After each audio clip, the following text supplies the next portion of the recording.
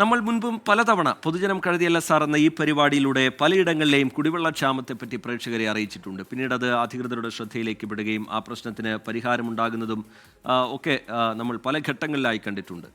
കുടിവെള്ള പ്രശ്നത്തിൻ്റെ സമാന സാഹചര്യമാണ് തിരുവനന്തപുരം രാജാജി നഗറിലുമുള്ളത്. കഴിഞ്ഞ 3 മാസമായി ഇവിടെ കുടിവെള്ളം കൃത്യമായി എത്തുന്നില്ല എന്നുള്ളതാണ് പ്രദേശവാസികളുടെ നാട്ടുകാരുടെ പരാതി.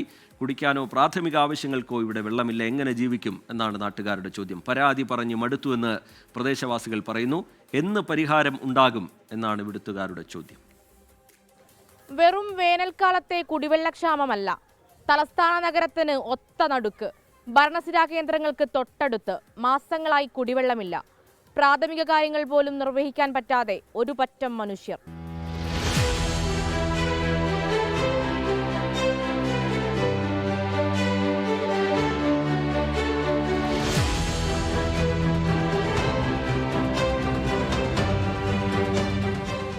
അവസ്ഥ എന്ന് പറഞ്ഞാൽ ഈ പൈപ്പിൽ വെള്ളമില്ല. തുറന്ന് കാണിച്ചു തരാം. ഇതിൽ വെള്ളമില്ല. ഇതിൽ വെള്ളമില്ലാത്തതുകൊണ്ട് നമ്മളെ കോളനിക്കകത്ത് ഇത്രയും 10, 60, 80 വീടുണ്ട്. അതിൽ ഫുള്ളായിട്ട് വെള്ളമില്ല.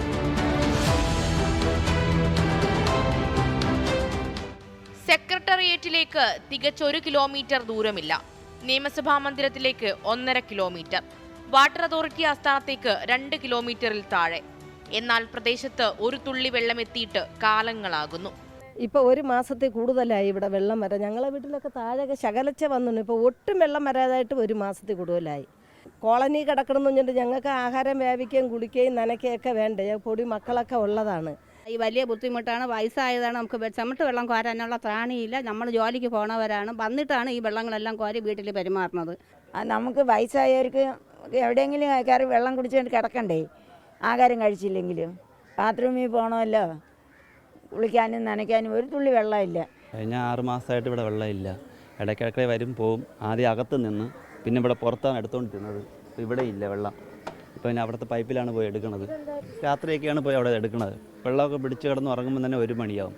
മേയറിന് പരാതി കൊടുത്തിട്ടുണ്ട്, പാർട്ടിക്കാരുടെ പരാതി, കൗൺസിലർ പറഞ്ഞിട്ടുണ്ട്. അവരൊന്നും തിരിഞ്ഞു നോക്കണില്ല.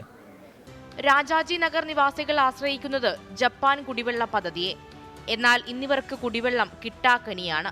അത്യാവശ്യത്തിനുള്ള കുടിവെള്ളം ശേഖരിക്കുന്നത് കിലോമീറ്ററുകൾ താണ്ടി. ഞങ്ങൾക്ക് കുടിവെള്ളം കിട്ടണം. ഇതിലെ വെള്ളം എടുത്ത് എങ്ങനെ ചോറൊക്കെ വയ്ക്കും. എന്നാലും എടുത്ത് അടച്ചു വെച്ചിട്ടുണ്ട്. കുളിക്കാനും തുണി നനയ്ക്കാനും പാത്രങ്ങൾ കഴുകാനും ഒക്കെ. കുടിക്കാനൊക്കെ കഞ്ഞി വയ്ക്കാനും വെള്ളം എടുത്ത് അടച്ചു വെച്ച് തന്നിട്ടുണ്ട്. ഇങ്ങനെയാണ് ഞങ്ങൾ ഇവിടെ ജീവിക്കുന്നത്. ഞങ്ങൾക്ക് വെള്ളം വേണ്ട. ഞങ്ങൾ കോളനിക്കാരാണെന്നുണ്ടെങ്കിൽ പിന്നെ വലിയ ആളുകൾക്കൊക്കെ അവരെയൊക്കെ വീടുകളിൽ വെള്ളമുണ്ട്. ഇവിടെ ഏതായാലും ഞങ്ങൾക്ക് കുടിവെള്ളം കിട്ടുന്നില്ല.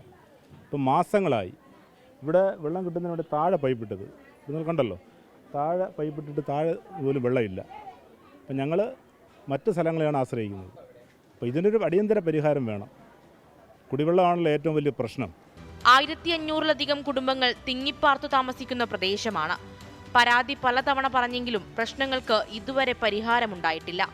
ശുചിമുറിയിൽ നിന്ന് പോലും വെള്ളമെടുത്ത് ഉപയോഗിക്കേണ്ട അവസ്ഥയ്ക്ക് പരിഹാരമുണ്ടായേ തീരൂ എന്ന് പറയേണ്ടതില്ലല്ലോ.